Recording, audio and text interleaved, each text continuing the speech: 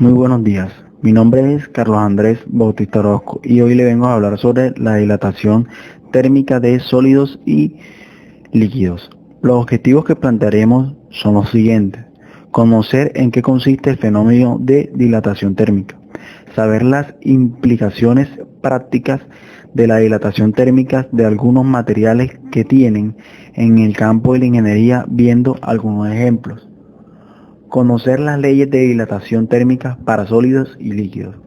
Conocer el significado físico del coeficiente de dilatación térmica y el valor típico del mismo en algunos casos particulares. Bueno, para poder alcanzar estos objetivos propondremos el siguiente contenido. El primero, introducción a la dilatación térmica. El segundo, implicaciones en las ingenierías. El tercero, dilatación térmica lineal. El cuarto, dilatación térmica superficial. El 5, dilatación térmica volumétrica. El 6, coeficiente de dilatación térmica. El 7, ejemplos. El 8, ejercicios de aplicación. Introducción a la dilatación. Hablaremos qué se entiende sobre dilatación térmica. Experimentalmente se observa que todas las sustancias, salvo raras excepciones como el agua, el antimonio o el bismuto, se dilatan. Eso quiere decir que aumentan su volumen al aumentar la temperatura. Este fenómeno se explica desde un punto de vista microscópico, como lo que sucede a las moléculas y átomos de un objeto. Al aumentar, lo que ocurre es que la separación media entre la molécula y el átomo aumenta. Esto desde un punto de vista microscópico. Sin embargo, lo que se ve es que en la práctica esta dilatación es normalmente pequeña. En términos relativos, esto quiere decir de que la variación de las dimensiones suelen ser mucho más pequeñas que las dimensiones originales. Sin embargo, cuando uno ve qué implicaciones tienen el fenómeno de dilatación, encontramos como un fenómeno que hay que tener en cuenta. De hecho, en la práctica deben colocarse juntas de dilataciones térmicas cuando se diseñan edificios, puentes, vías de ferrocarril, entre otros. Para poder compensar los cambios de tamaño que se producen en los materiales debido a los efectos de la variación en la temperatura. Bueno, vamos a ver nuestro primer ejemplo de esto. Lo que vemos en la fotografía es un puente. Lo que aparece como si fuera un material dentado es una junta de dilatación térmica lo que hace es separar la sección de la carretera. De hecho, cuando vamos en el carro en el puente, parece que pidieron un BAT y lo que está brillando es una junta de dilatación térmica. Si el puente no tuviera estas juntas de dilatación térmica, lo que ocurriría que la superficie se agrietaría al encontrarse con clima frío o se bombarían si hubieran climas calurosos. En el otro ejemplo vemos que en la fotografía hay una pared hecha de ladrillos, en el cual está puesta una junta vertical que se ha rellenado de un material flexible. Y esto lo que permite es que la pared se pueda dilatar o contraer de una manera correcta. Ahora vemos de que las ecuaciones vigen del fenómeno de dilatación térmica y vamos a empezar por un caso más sencillo, que es el lineal.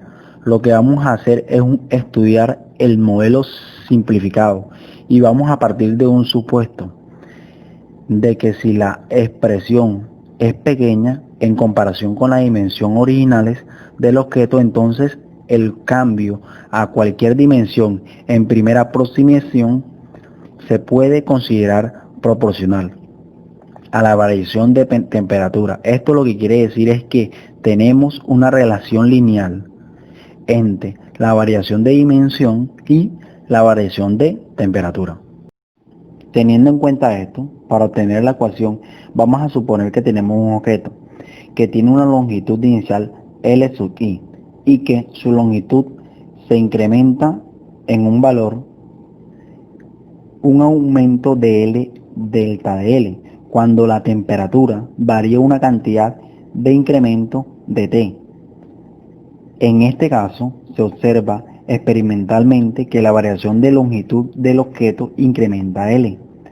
Es proporcional a la longitud inicial de sub I y a la variación de temperatura incrementa dt. Dicha ecuación se puede escribir como incremento de L es igual a alfa.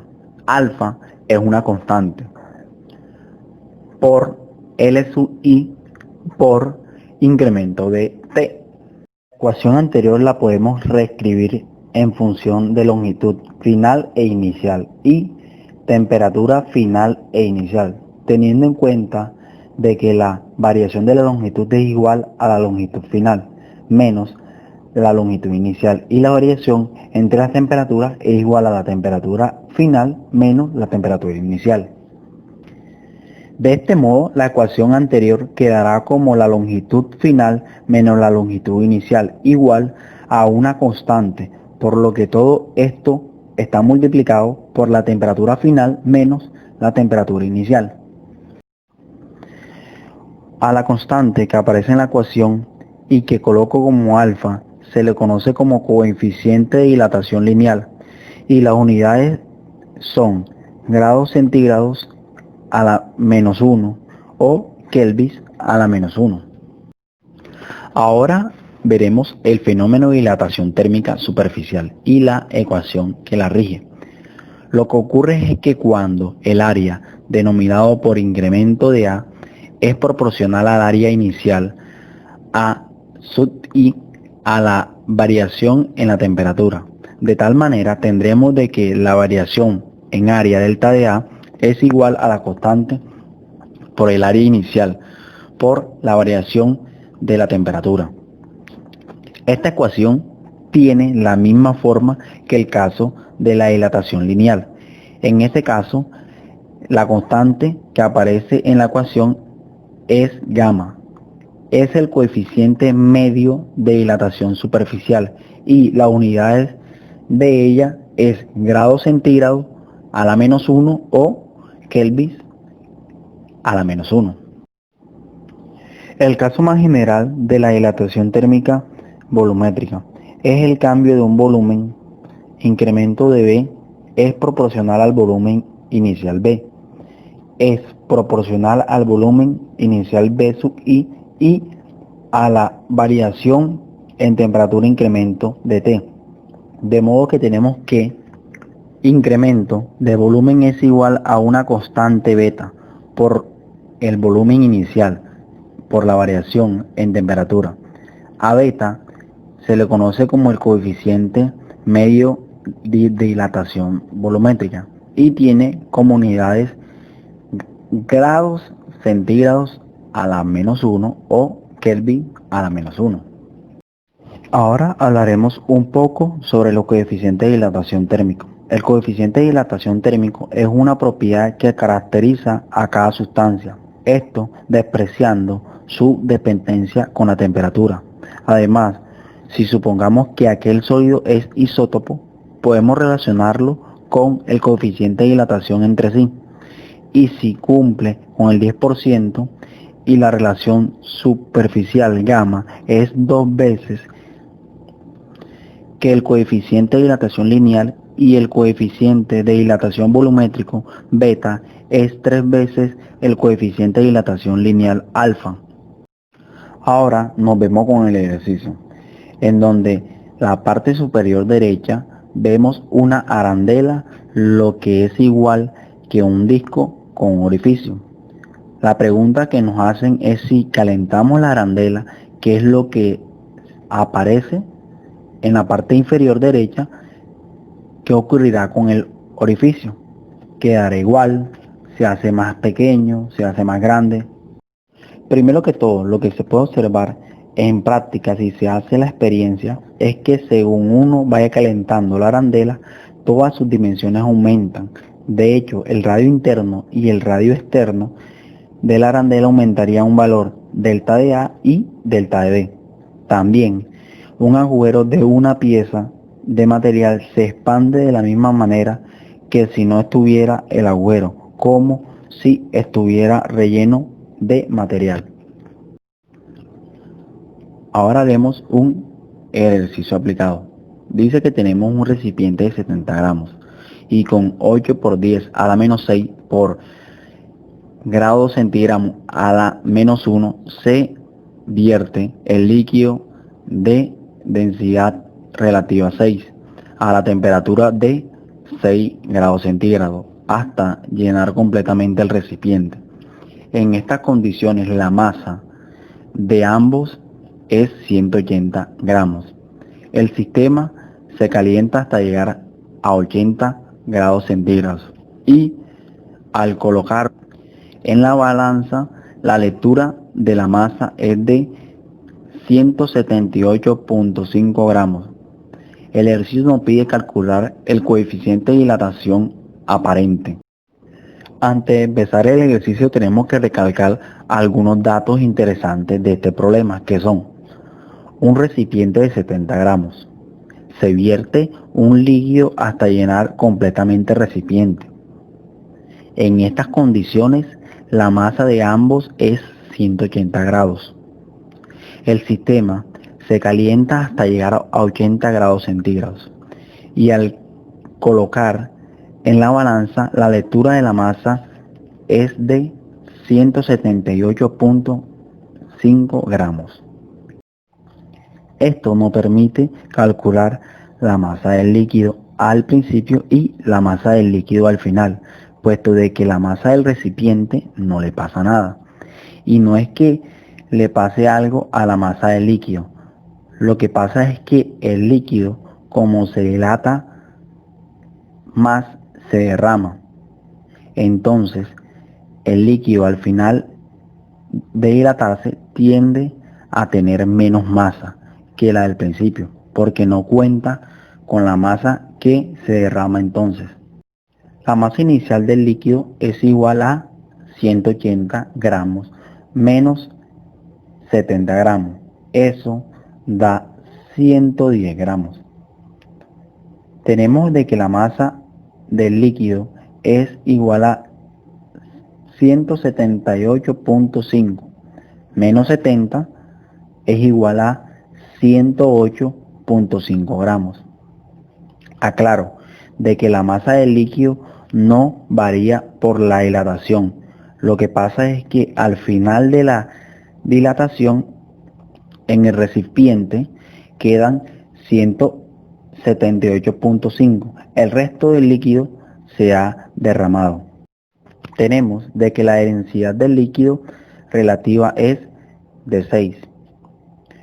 Con esto podemos hallar el volumen inicial, que es volumen inicial igual a la masa inicial sobre densidad inicial. Reemplazando nos queda 100 gramos sobre 6 gramos sobre centímetros cúbicos. Haciendo esta división nos queda 55 sobre 3 centímetros cúbicos. Y esa es el volumen inicial del recipiente. Luego calculamos el volumen final del recipiente. Tenemos de que volumen final es igual a volumen inicial por 1 por 3 veces la dilatación lineal por el cambio de temperatura. Eso nos da 55.099 sobre 3.000 centímetros cúbicos.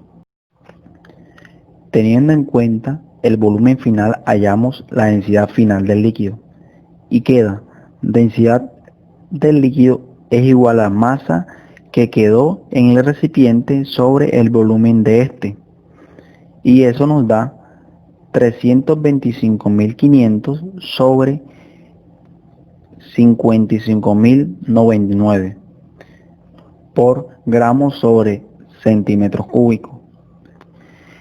Ya teniendo en cuenta los dos valores, podemos relacionar con esta densidad final es igual a densidad inicial sobre 1 más gamma por delta de T. Reemplazamos valores y nos quedaría de incógnita el coeficiente de dilatación del líquido, despejamos y eso nos da más o menos 2,08 por 10 a la menos 4 grados centígrados a la menos 1. Con esto ya podemos hallar el coeficiente de dilatación aparente. Y la ecuación del coeficiente de dilatación aparente es: coeficiente de dilatación aparente es igual al coeficiente de dilatación del líquido menos el coeficiente de dilatación del recipiente. El coeficiente de dilatación aparente es igual a 1,847 por 10 a la menos 4 Celsius a la menos 1. Calometría. ¿Qué es calometría? Bueno, calometría es una parte de la física que mide la cantidad de calor que acompaña a un proceso químico para que se lleve a cabo.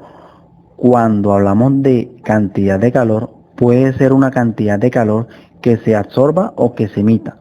Y cuando hablamos de procesos químicos, puede ser una reacción química tranquilamente. Vamos a ver algunos de los problemas para que quede más claro el tema. La fórmula más importante es la que tenemos aquí. Cantidad de calor representada por la letra Q es igual a la masa por calor específico por delta de T. ¿Qué es delta de T? Es la variación de la temperatura, ya que vamos a tener una temperatura inicial y una temperatura final. Puede que la temperatura final sea mayor o menor a la inicial. El calor específico es una constante que depende del material. Hay una tabla de valores que son específicos, donde están detallados los distintos materiales y sus calores específicos correspondientes. Por ejemplo, aluminio, cobre, hierro, el agua. El agua es fácil porque en caso del agua es una caloría sobre gramos por centígrados. Esto significa que un gramo de agua hay que darle a una caloría para que su temperatura se eleve en 1 grado centígrado. Este es un concepto de calor específico. Para todos los materiales, la cantidad de calor se mide en calorías o joules. Esas son las unidades fundamentales. Después se deriva por kilojoule, el kg o kcal, que es kilocaloría, que sería 1000 calorías, pero en mayoría de los casos vamos a tenerlo en pasarlo de calorías a joule. La masa generalmente son 100 gramos, así que vemos 1 kilogramo, vamos a tenerlo que pasarlos a gramos. Y la temperatura se mide por grados centígrados o Kelvin. Vamos ahora a ver algunos problemas para poder aclarar dudas de este tema. Aquí dice: calcula la cantidad de calor recibida al calentar 18 gramos de cobre que pasaron de 20 a 42 grados centígrados. Es decir, la temperatura inicial es 20 y la temperatura final es 42 grados centígrados. Bueno, miren, si aumentó esta masa del cobre es porque recibió calor. Vamos a colocar la fórmula y es Q es igual a M por CE por delta de T. Reemplazamos. M la tenemos y son 18 gramos, que es del cobre. El calor específico no está en el enunciado, pero nos lo tienen que dar. En este caso es 0,093 calorías sobre gramos por grado centígrado por delta de T, que es 42 menos 20. Seguimos reemplazando. 42 menos 20 es 22 y eliminamos grados centígrados y gramos. De esta manera nos va a quedar caloría. Debemos de organizar todas las unidades, ya que en este caso nos pide calor.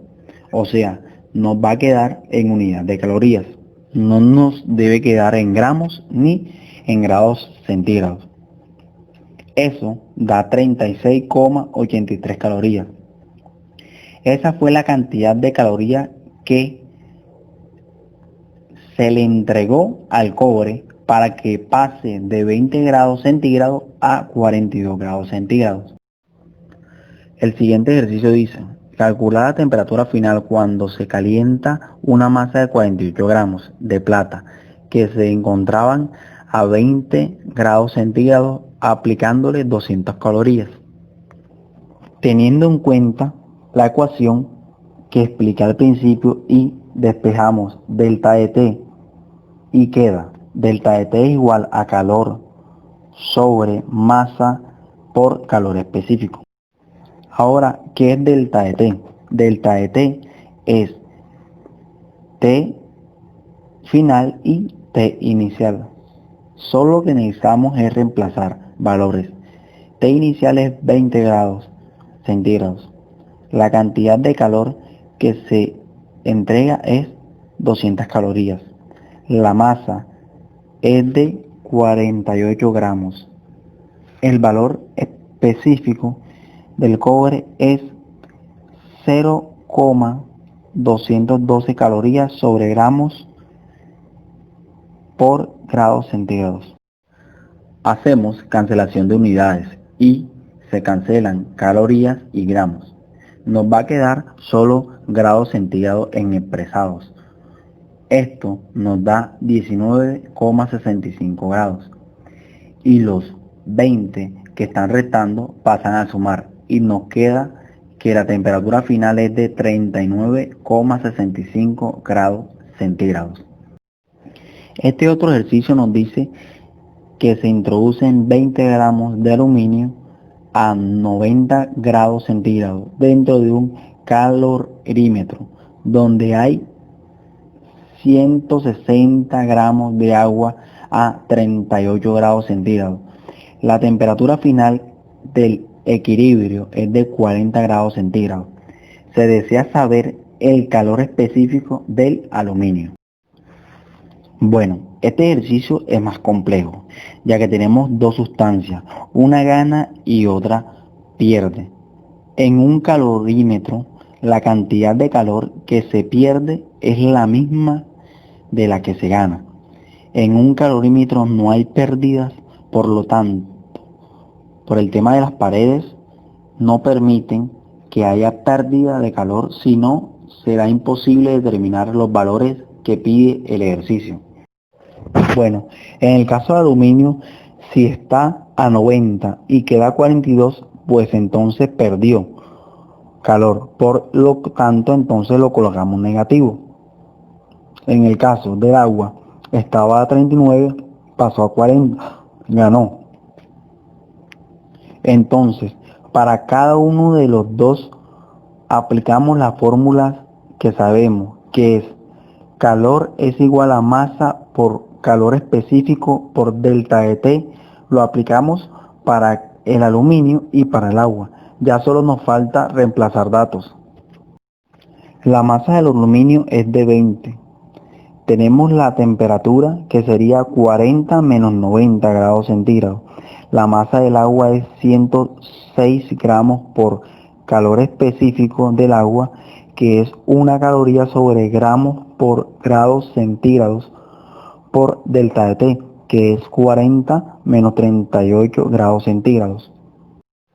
Resolvemos resta y multiplicaciones y nos quedan 1000 gramos por grados centígrados por calor específico del aluminio igual a 212 calorías. Despejamos calor específico del aluminio y nos queda calor específico es igual a 212 calorías sobre 1000 gramos por grados centígrados. Resolvemos la división y nos queda calor específico es igual a 0,212 calorías sobre gramos por grados centígrados.